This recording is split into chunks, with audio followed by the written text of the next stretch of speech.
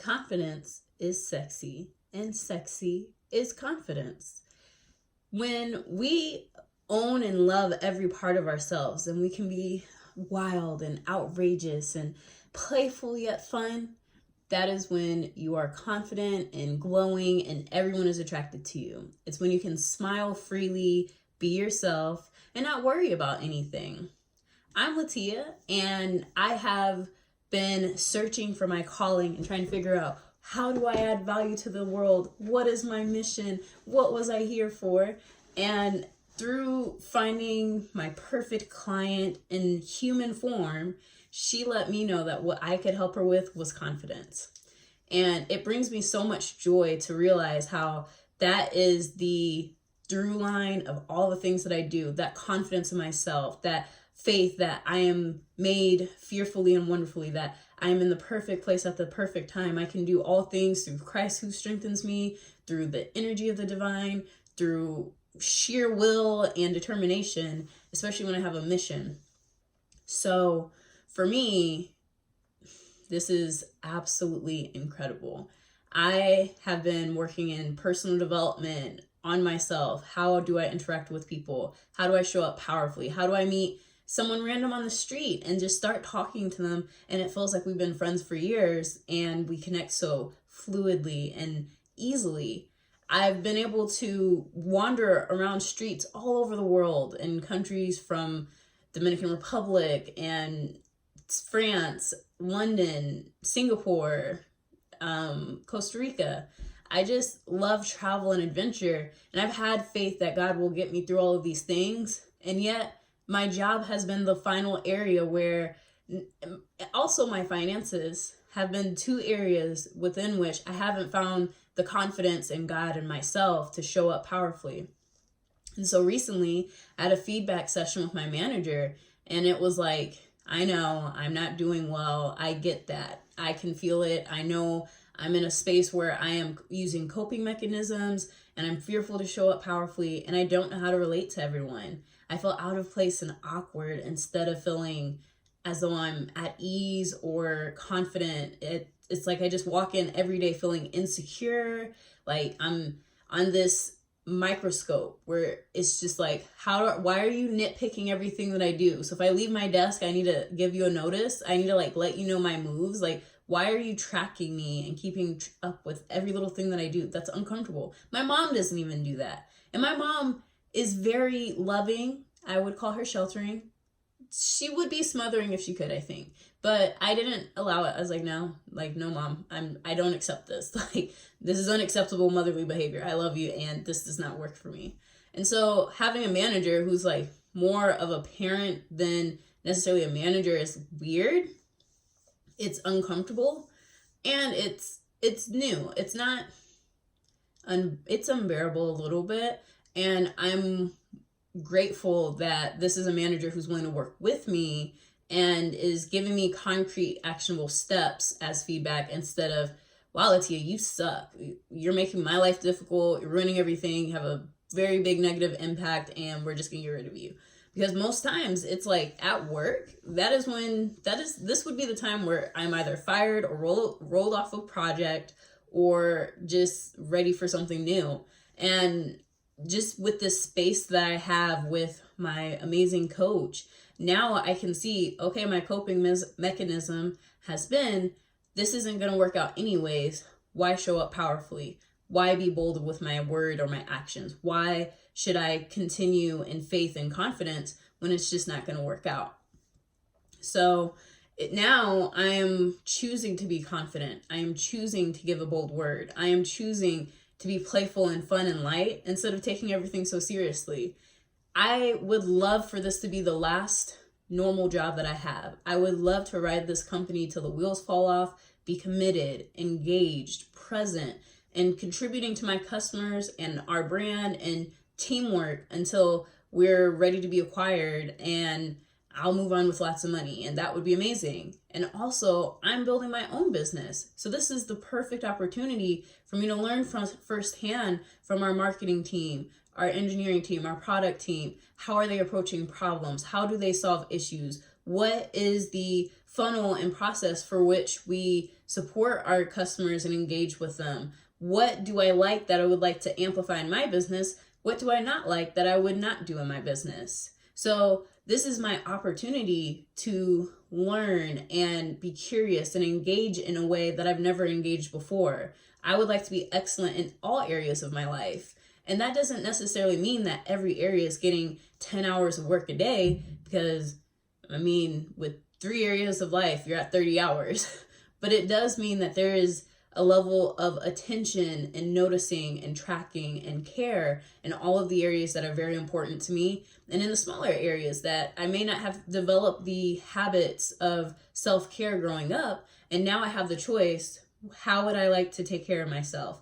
What do I need to do to show up and honor myself and to be great? How do I know I have the energy for these meetings and the vision for my day? And so yesterday I had a morning flight, and before I went to bed, I wrote out what my timeline would look at.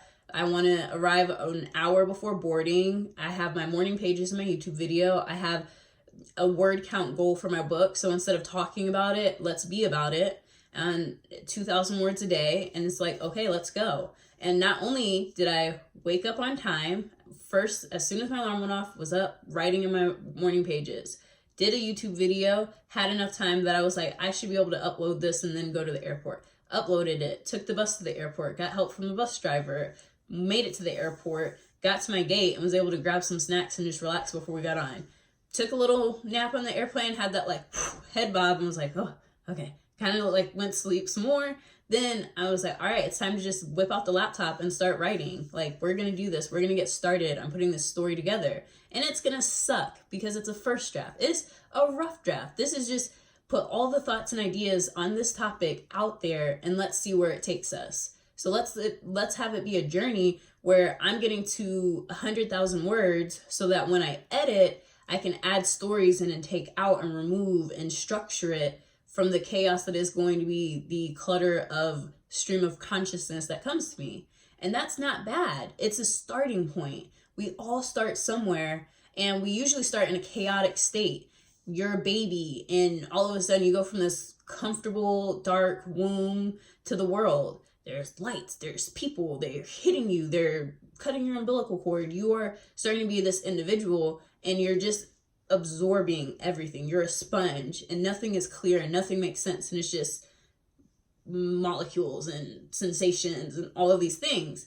And then as you grow up, you start to process things. You start to have structure and understand your parents or these different entities have form and name, and we learn language and we learn how to communicate with one another. And from there, we can grow into adults. And sometimes in our development, we don't get clear on things that can make a difference for us. So we get clear on things that aren't useful, or they're basic. It's easy to know the concrete things, a table, a person, place, or thing. The concrete nouns are very easy to understand.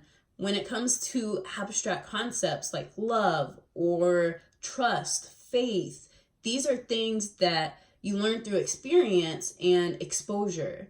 And sometimes we live in environments where we aren't exposed to things that make us feel loved, seen, valued, nurtured as we are.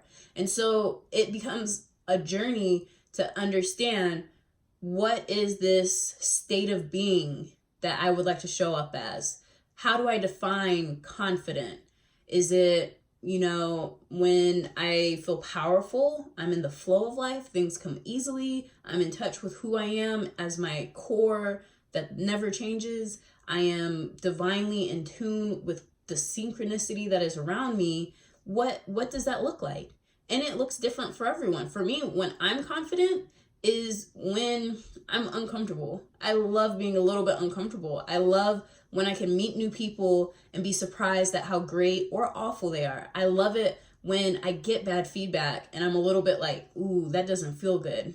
How can I make that feeling better? Growth and expansion feel good to me. And now I'm learning to honor, relax, slow down. I've had experiences with having too much energy tends to be my challenge. And so now I'm learning, reel it in, consciously choose to slow down, and that's okay. And so this journey has already impacted me to where a year ago, a little over a year ago, this would have led me to spiral and have an episode and be hospitalized and dealing with really difficult situations. Whereas now I was able to, no, I am not going to keep taking this divine inspiration and trying to write it out now.